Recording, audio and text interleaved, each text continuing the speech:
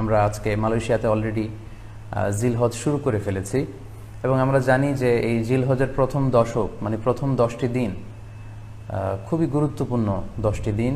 আল্লাহ তাআলার কাছে খুবই পছন্দনীয় এই 10 দিনের আমলগুলো, এমনকি জেহাদের চাইতেও বেশি হাদিসে এসেছে।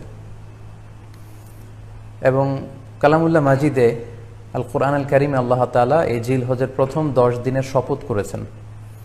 এই 10 দিনের এবাদত আল্লাহ তাআলার কাছে এত বেশি পছন্দনীয় হওয়ার কারণ হচ্ছে এই 10 দিনে আল্লাহ তাআলা উম্মাহাতুল ইবাদাত অর্থাৎ যত মৌলিক এবাদত আছে সবগুলো মৌলিক এবাদতের একটা সমন্বয় করেছেন জিলহজ মাসের এই প্রথম 10 দিনে, যেটা বছরের অন্য কোনো সময় কিন্তু পাওয়া যায় না।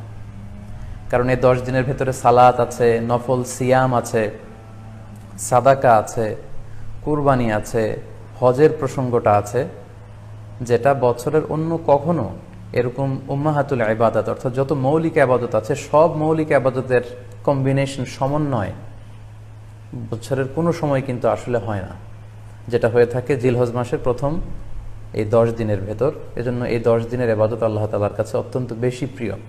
এজন্য আল্লাহ রাসূল সাল্লাল্লাহু আলাইহি ওয়াসাল্লাম এই 10 দিনে যাতে আমরা বেশি বেশি নফল ইবাদত করি আমাদেরকে উৎসাহিত করেছেন। পাশাপাশি আমরা যেন বেশি বেশি তাহমিদ, তাহলিল, তাকবীর দিয়ে এই 10টি দিনকে মুখরিত করে রাখি, এজন্য তিনি আমাদেরকে আদেশ করেছেন। এজন্য এই 10টি দিনে আমরা যেন বেশি বেশি সুবহানাল্লাহ ওয়ালহামদুলিল্লাহ লা ইলাহা ইল্লাল্লাহ আল্লাহু আকবার এই আজকারগুলো যেন আমরা বেশি বেশি পড়ি। এবং আরাফাতের সিয়ামের ব্যাপারে আল্লাহ রাসূল সাল্লাল্লাহু আলাইহি ওয়াসাল্লাম আশা করেছেন যে 9 জিলহজের যে নফল সিয়ামটি অর্থাৎ আরাফার রোজা, এই আরাফার রোজা যে ব্যক্তি রাখবে আল্লাহ রাসূল সাল্লাল্লাহু আলাইহি ওয়াসাল্লাম বলেন যে আমি প্রত্যাশা করি এই সিয়ামের বদৌলতে বিগত একটি বছরের এবং সামনের একটি বছরের যত পাপ হবে এই পাপগুলোকে আল্লাহ তাআলা আমাদের জন্য ক্ষমা করে দিবেন।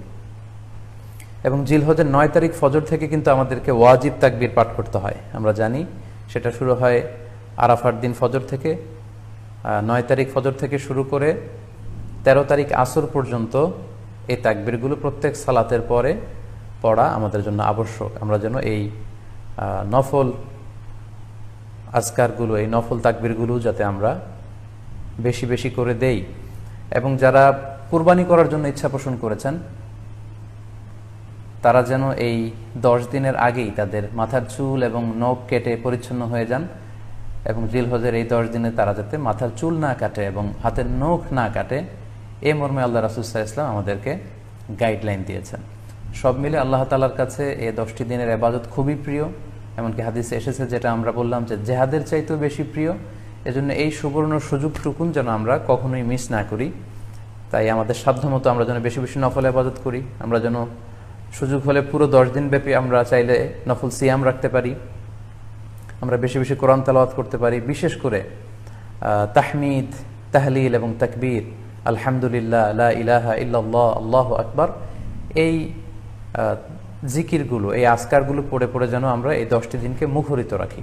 আল্লাহ তাআলা জিলহজ মাসের যে মাহাত্ম্য এবং বারাকা তিনি আমাদের জন্য দিয়েছেন, এগুলো যেন আমরা বেশি বেশি হাসিল করতে পারি। আমিন ইয়া রাব্বাল আলামিন।